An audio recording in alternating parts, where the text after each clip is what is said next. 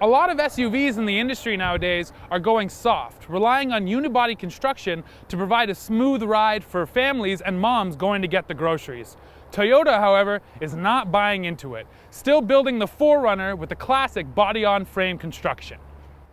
So can the 4Runner hack it with its family-friendly competitors, or will that rugged construction show off this vehicle's true roots? We're gonna find out.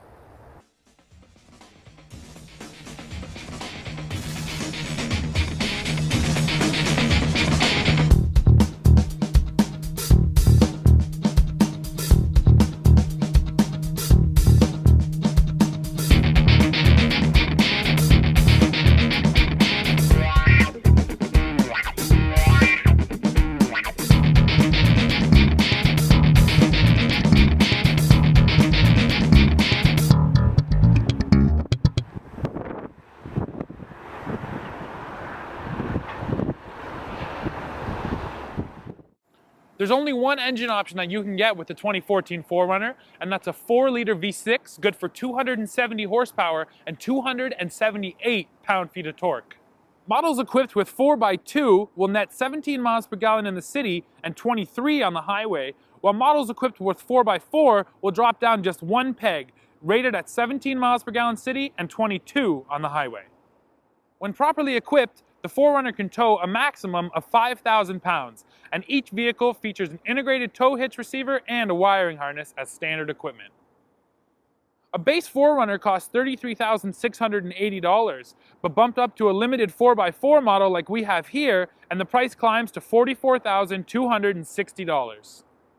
Now, styling on the 2014 4Runner has been changed, with the biggest revisions coming to the front end. Now, it is definitely a polarizing look, and I think that it might turn some people off, especially that big chrome bar you get on the limited trim, which I think makes the 4Runner look like it's wearing braces. While the 4Runner doesn't have that iconic look like, let's say, its brother, the FJ Cruiser, it definitely looks rugged enough that you'll know that it's an off-road ready vehicle just by taking a glance at it. Now, despite its serious off-road credentials, looking at just the interior of this vehicle, you'd never know that it could tackle the trails like it does. It has all the latest amenities that you'd want, especially in this top-of-the-line limited trim like we have it here. You get heated and cooled seats, steering wheel controls, and a touchscreen in the center stack that runs the latest version of Toyota's Entune infotainment system. While the majority of Entune I've had no issues with, the navigation system could definitely use a little bit more work. It's a little clunky, slow, and the controls just are not intuitive. One other interesting point with the interior of the 4Runner is that you can get a third row of seats if you want them.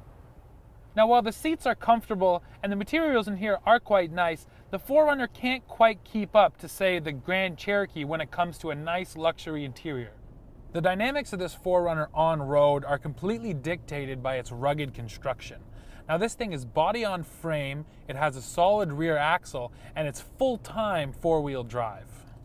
The body on frame construction means that when you hit the gas, the brake, or you corner in this thing, you do experience quite a bit of body roll. And that is something that you won't get in a unibody SUV. Now, the folks at Toyota know that this top-of-the-line limited model is the least likely one to go off-road, so they've gone to some lengths to make it even smoother than the rest of the lineup. Now, with the SR5 and trail models of the 4Runner, you still get a proper two-mode transfer case, but with this limited model, you get a Torsen center differential, which provides full-time four-wheel drive and better road manners. On top of that, this limited 4Runner gets Toyota's XREAS setup, which automatically adjusts the damping of the shocks to keep it smooth over the bumps and to keep it flat in the corners. Now, despite those advances on this limited model, it still does dip and dive like a traditional body-on-frame SUV, but for someone going off-road, it'll definitely be a price worth paying. As I mentioned before, this limited trim is actually one of the softest 4Runners you can buy, but I will tell you that it still climbs like a mountain goat. Running around in a couple inches of snow and mud did nothing to tarnish my opinion of how this thing handles off-road.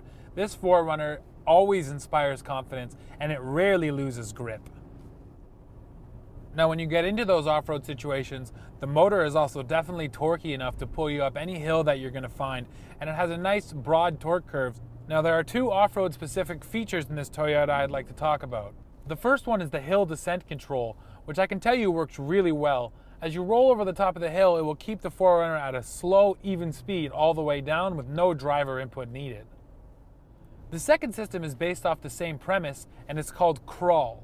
Basically, you set it up to keep you at a fixed speed despite what's going on with throttle input. That means that if you're off-road, you can just put your foot right to the floor and focus on putting the wheels where they need to be.